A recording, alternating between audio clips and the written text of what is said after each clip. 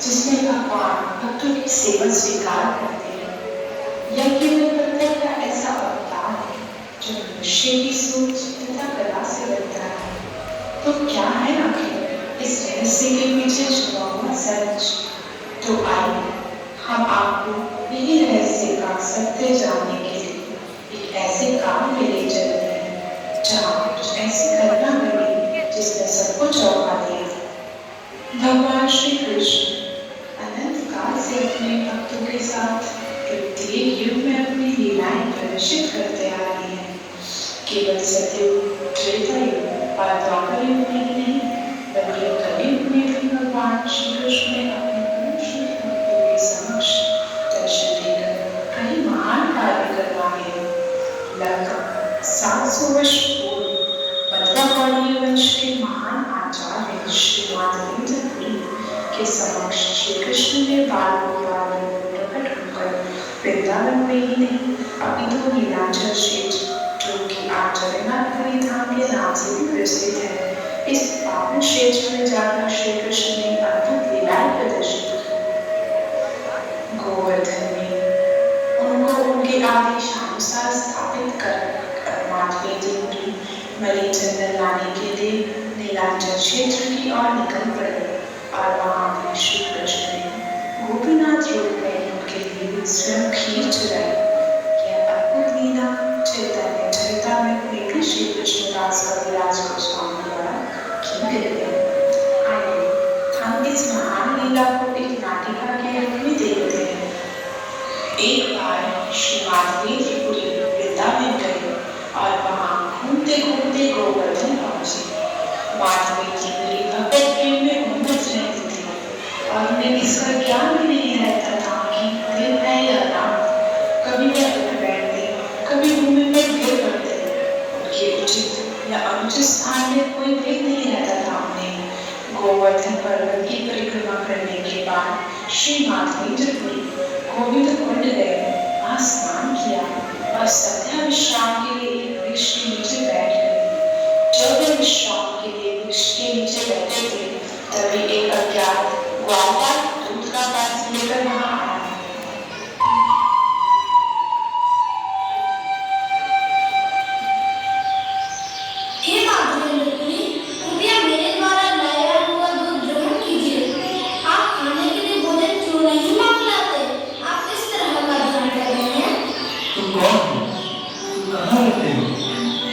कैसे जान पाई कि मैं उपवास कर रहा हूँ? महाशय, मैं ग्वालवाल हूँ और इसी गांव में रहता हूँ। मेरे गांव में कोई भूखा नहीं रहता। इस गांव में कोई भी व्यक्ति किसी दूसरे व्यक्ति से मांगकर भोजन कर सकता है। कुछ लोग दूध पीकर रहते हैं, किंतु यदि कोई व्यक्ति किसी से भोजन नहीं मांगता, मैं उसको खाने की सारी वस्तुएं देता हूँ। पानी लेने आई हुई स्त्रियों ने आपको यहाँ देखा तो उन्होंने यह दूध का पात्र देकर मुझे आपके पास भेजा। मुझे शीघ्र ही गाय दुहाने जाना है, किंतु मैं लौटकर आपसे दूध का पात्र ले जाऊंगा। ठीक है। इस बालक के मीठे वचन सुनकर तुम्हें अपनी सारी भूख तथा प्यास भूल ही गया था। हरे कृष्ण कृष्ण कृष्ण हरे हरे, हरे राम राम राम हरे हरे, हरे कृष्ण कृष्ण कृष्ण हरे हरे, हरे राम राम राम हरे हरे। संध्या का समय बीतने वाला है और वो बार-बार अभी तक पाते हुए नहीं किया। माधवेंद्रपुरी उस ग्वालवाल के यहाँ देखते हैं, परंतु वह वाला नहीं आया। तत्पश्चात वह विश्राम के लिए चले गए और माधवेंद्रपुरी ने स्वप्न में उसे दावत दी।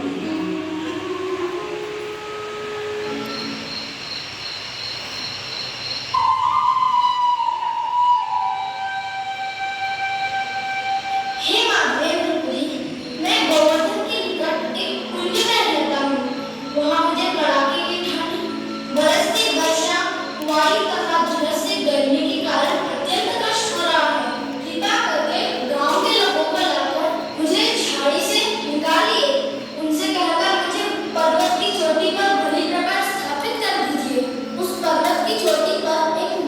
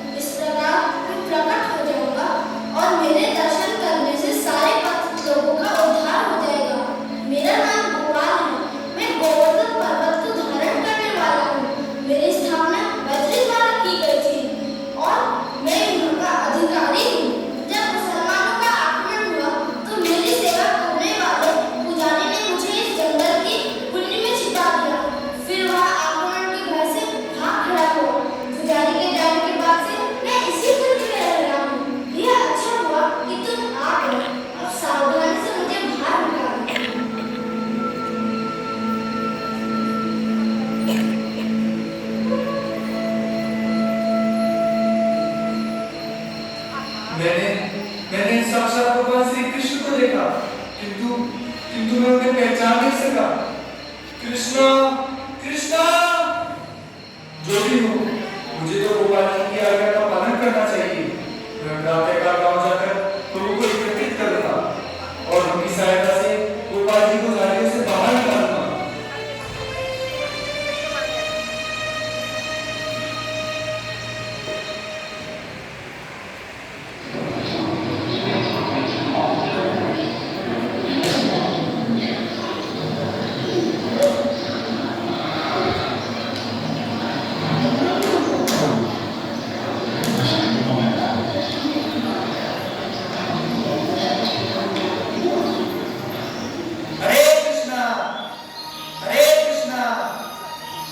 सभी सुनिए, इस गांव के स्वामी श्री गोवर्धन धारी कुंज में पड़े हुए हैं।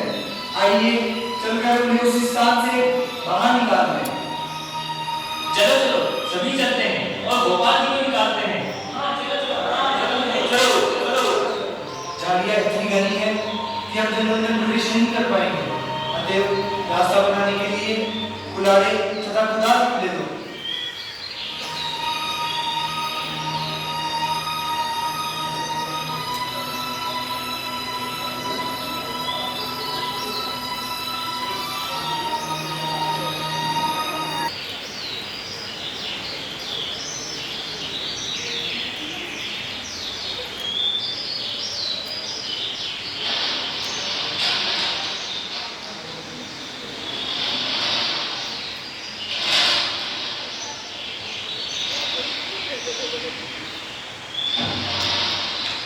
यही वो कुंज है जिसके बारे में गोपाल जी ने मुझे स्वप्न में बताया था। यहीं से खोदना शुरू करो। धीरे धीरे, आराम से।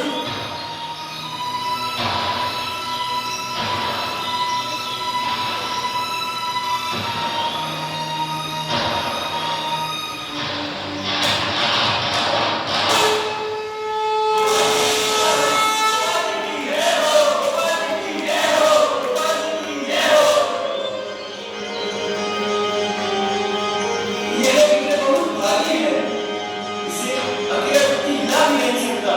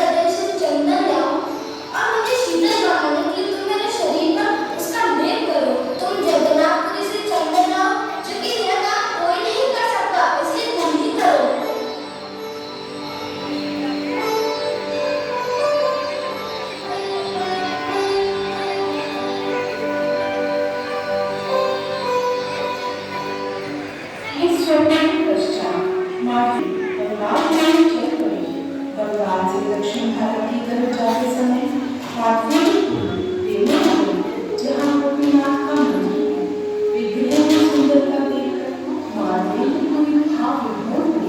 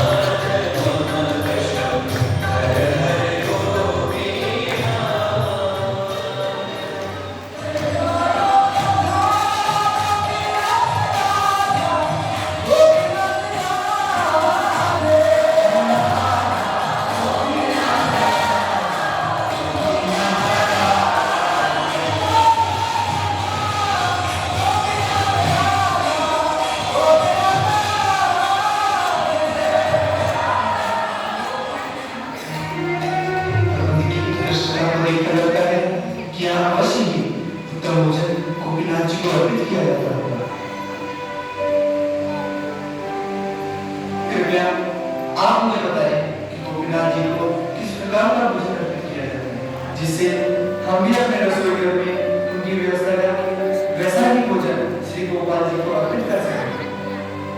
संध्या समय अर्घ्य को मिट्टी के 12 पात्रों में खीर का भोग लगाया जाता है। चूंकि इसका स्वाद अमृत जैसा होता है, अतः यह अमृत के लिए कहलाता है।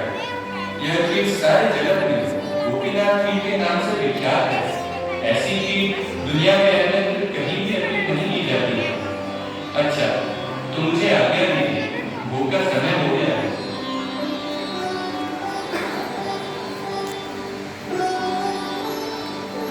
यदि यदि मुझे बिना मांगे थोड़ी सी खीर मिल जाए तो मैं उसे जरूर लूं, और ऐसी ही खीर अपने भगवान श्री गोपाल के लिए दी जाती है। अरे मैंने ये क्या अपराध कर दिया जो कि गोपीनाथ जी के लिए लाई गई? मेरे शरीर की खीर चाहिए। ये गोपीनाथ, ये गोपीनाथ।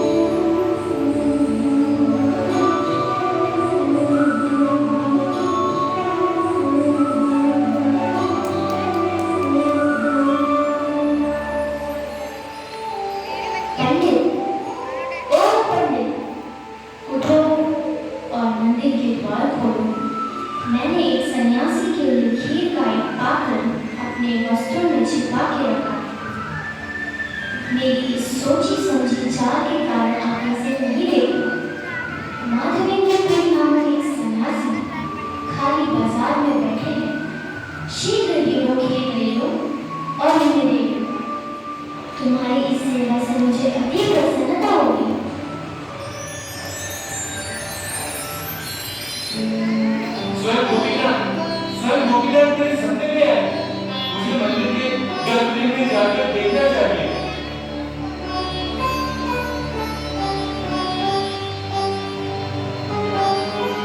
अरे हाँ, यह तो वही की क्या बात है। गोपीनाथ ने इसे चुराया है। गोपीनाथ ने इसे चुराया है। गोपीनाथ, तुम्हारी लीला अपरंपार है। मुझे तुरंत ही माधवी की कुड़ी को ढूंढकर यह बात उन्हें सौंप देना चाहिए।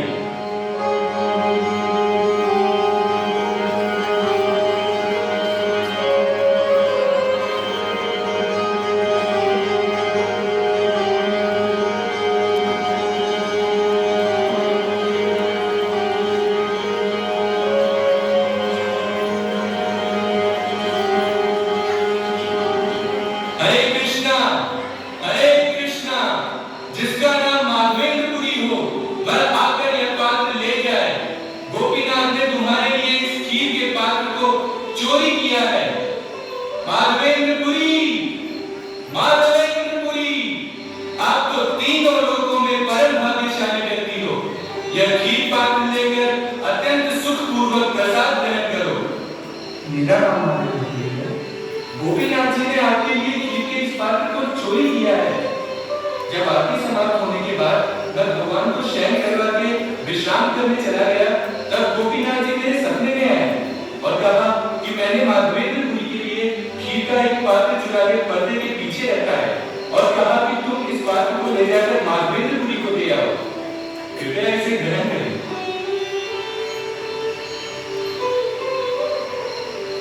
गोपीनाथ, तुम्हारी कृपा कौन समझ सकता है। खीर खाने के पश्चात मैं इस पात्र के छोटे छोटे टुकड़े कर दूंगा और प्रतिदिन एक टुकड़ा खाकर गोपीनाथ का स्मरण करता रहूंगा। भगवान ने मुझे खीर का पात्र दिया है और कल प्रातःकाल जब लोग इसके बारे में सुनेंगे तो बहुत बड़ी भीड़ लग जाएगी। इसलिए अब मुझे यहाँ से पूरी के लिए चले जाना चाहिए।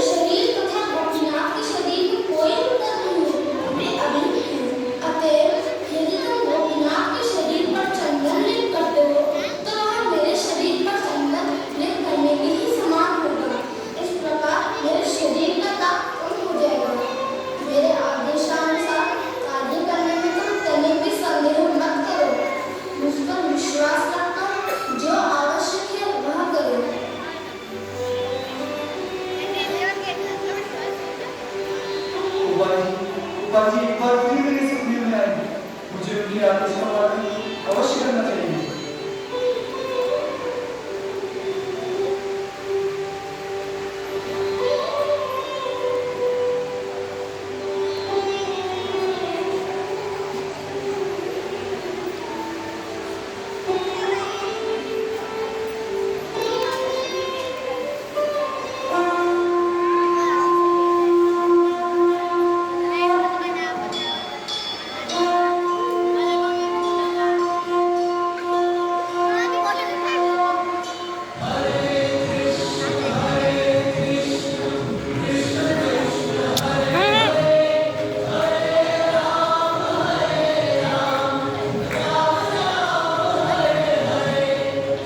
गोपीनाथ जी के भी पर इसका पूर्ण कथा चंदन का लेख है, जिसे मैं वृंदावन स्थित गोपाल के लिए लाया हूँ।